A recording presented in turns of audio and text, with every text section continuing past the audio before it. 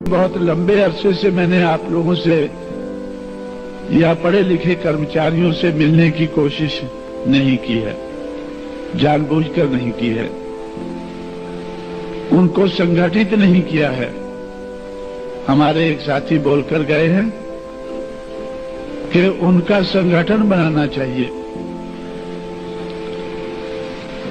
पढ़े लिखे कर्मचारियों का मुझे संगठन बनाना चाहिए। मैं समझता हूं कि आज भी मुझे उनका संगठन नहीं बनाना चाहिए। मैंने संगठन बनाकर देखा है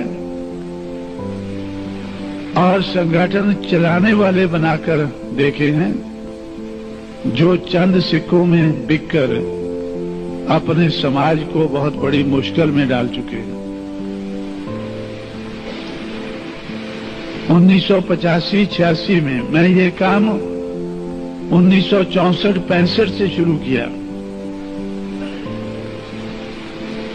1984-85 में 20 साल के बाद मेरे साथ बड़ा भारी धोखा हुआ। जिनको मैंने आगे किया वो चंद सिक्कों में सरकार के हाथ में बिककर जिस संगठन को मैंने समाज के अपने पैरों पर खड़ा करने के लिए बनाया था, उस संगठन को रजिस्टर कराकर सरकार के हवाले करके बैठ गए। मैंने एक किताब लिखी है, चमचा एज, चमचों का युग। चमचों से कैसे निपटना है उसके लिए भी मैंने उसमें उपाय लिखे।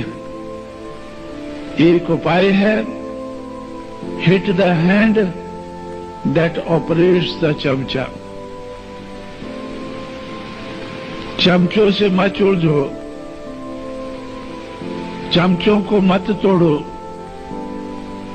क्योंकि अगर एक चमचा मैंने ऐसा है उसको हल्ट किया वो टूट जाएगा तो हमारा दुश्मन दूसरा चमचा उठा लेगा। हमारे समाज में चमचों की कोई कमी नहीं है। वो दूसरा उठा लेगा, उसको हम तोड़ेंगे तो फिर वो और तीसरा उठा लेगा। लेकिन अगर जिसने ये चमचा उठा के इस्तेमाल किया है अगर उसको इधर मारें तो सोचकर उठाएगा दूसरे को। अगर दूसरे को उठाता है फिर इधर लगे तो फिर तीसरी बार कोशिश नहीं करेगा। यार ये इसको इन लोगों को उठाने से तो मुझे जो चोट लगती है इनको उठाने से लगती, मत उठाओ इनको, पड़े रहने दो इनको। चमचा अगर ऑपरेट करता है तो खतरनाक है, अगर वो पड़ा रहता है तो कोई खतरनाक नहीं। इसलिए जो चमचों को उठाने वाले हैं उनको मैं हिट करता हूं। उनको जो यूज करने वाले हैं उनको हिट करता हूं। मैंने राजीव गांधी को हिट किया। जब 1985-86 में राजीव गांधी, अर्जुन सिंह, एसबी चौहान, नेहरू और अरुण सिंह, इन 5 आदमियों ने मिलकर बामसेफ को मुझसे छीना। जिस बामसेफ को 1964-65 के बाद सोच सोच के दिमाग खोखला करके मैंने बनाया, 20 साल में उसको इस लायक बनाया कि अब मैं इसको इस्तेमाल करके अपने समाज को अपने पैरों पर खड़ा कर पाऊंगा। तो उन्होंने 110 मेरे आदमियों को तोड़कर 110 आदमियों को तोड़कर जो मैंने 1,87,000 श्री अर्जुन सिंह ने, जो उस वक्त पंजाब का गवर्नर था, पंजाब के कुछ लोगों को तोड़ना शुरू किया और पंजाब में जिस आदमी को तोड़ा, उन लोगों ने जो प्लान बनाया था, पहले तो मैंने उनका प्लान नाकामयाब किया, क्योंकि पंजाब के जिस आदमी को तोड़ा था और जिसको वो पंजाब में अकाली पार्टी की तरफ से, जिसकी सरकार कांग्रेस ने बनवाई थी, उसको वो मिनिस्टर रखने वाले थे और एक दूसरे आदमी को मेंबर पार्लियामेंट बनाकर वो सेंटर में रखने वाले थे। ये अर्जुन सिंह का बताया हुआ प्लान था। पंजाब में अर्जुन सिंह प्लान बना रहा था, वो लागू कर रहा था, और महाराष्ट्र में एसपी चौहान। अब एसपी चौहान को तो अभी तक हम सबक सिखा नहीं पाए हैं, लेकिन अर्जुन सिंह को तो सिखा चुके हैं। और राजीव गांधी को सिखा चुके हैं। जो ये 5 मेंबरी कमेटी का जो हेड था राजीव गांधी, उसको हमने सबक सिखाया। जो दिल्ली का मुगल था 89 तक, 89 में उसको रोड मास्टर बनाया। जब राजीव गांधी रोड मास्टर बना तो तब वो सड़क पर चलते फिरते मुझसे मिला करता था, तब वो अपना दुख रोता था। वो मुझसे कहता था कि कांशीराम, आपको क्या मिला? आपके सिर्फ 3 मेंबर पार्लियामेंट जीते हैं 89 में, और आपके कारण कांग्रेस के 74 हार गए हैं। आपके कांग्रेस के 74 हार गए हैं, आपके सिर्फ 3 जीते हैं। अगर आप मेरे साथ समझौता करके चुनाव लड़ते तो आपके 3 जीत जाते और मेरी सरकार बनी रहती। मैंने उनसे कहा कि 89 के लिए इतना ही काफी है,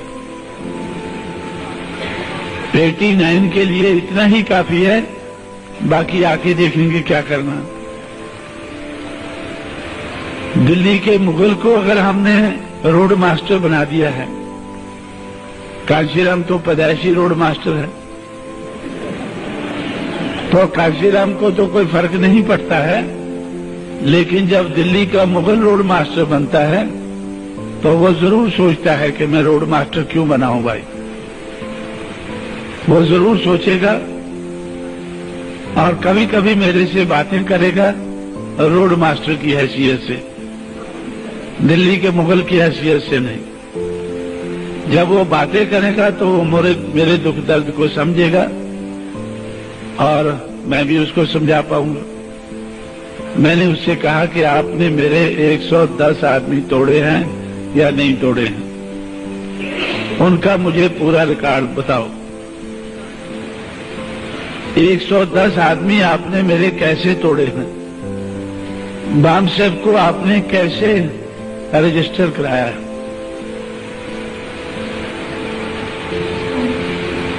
तो अब उसको बताना पड़ा सारी चीज। जब उसने सारी चीज मुझे बताई तो तब मेरी उसके साथ दोस्ती हुई थोड़ी। सरकार ने जब बामसेफ को तोड़ा, जब सरकार ने बामसेफ को मुझसे छीना, तो वो क्यों छीना? क्योंकि बामसेफ के लोगों ने सरकार को बताया कि कांशीराम समाज से पैसा इकट्ठा करता है और हमारे माध्यम से इकट्ठा करता था। उस वक्त तक सरकार, दिल्ली की सरकार ये सोचती थी कि कांशीराम को पैसा विदेशों से आता है। उस वक्त तक सरकार सोचती थी कि कांशीराम को पैसा विदेशों से आता है, लेकिन जब उसको पता चला कि ये तो इन टट्टुओं से पैसा इकट्ठा करता है, तो उन्होंने सोचा कि मेरे खिलाफ 200 पेपरों में अभियान चलाया पहली बार। खासकर जिन पेपरों में हमारे लोग निकालते हैं कि कांशीराम को पैसा मत दो, कांशीराम को पैसा मत दो।